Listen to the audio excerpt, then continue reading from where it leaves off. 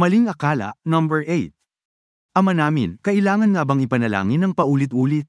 Ano nga ba ang tamang paraan ng panalangin?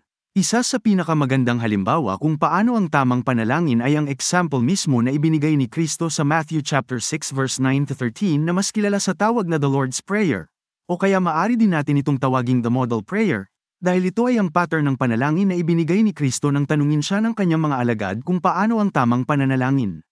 Ito ay hindi natin kailangan i-memorize o ulit-uliting sabihin sa Diyos dahil ito ay pattern lamang kung paano ang tamang panalangin. At makikita natin na ang mga paulit-ulit o memoryadong mga panalangin ay ibinabawal ng Biblia ayon mismo kay Kristo.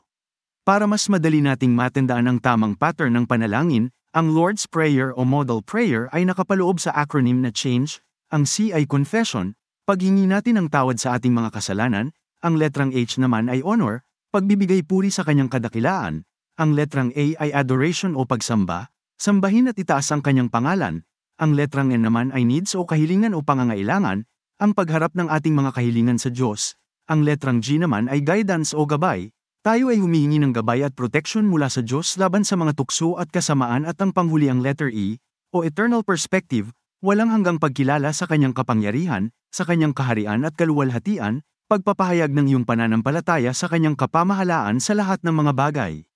Ang panalangin ito ay itinuturing ng maraming Kristiyano bilang isang modelo kung paano sila dapat manalangin, na nagbibigay diin sa paggalang sa Diyos, pagsuko sa kanyang kalooban, paghingi ng araw-araw na biyaya, paghahanap ng kapatawaran, at paghingi ng kaligtasan mula sa kasamaan.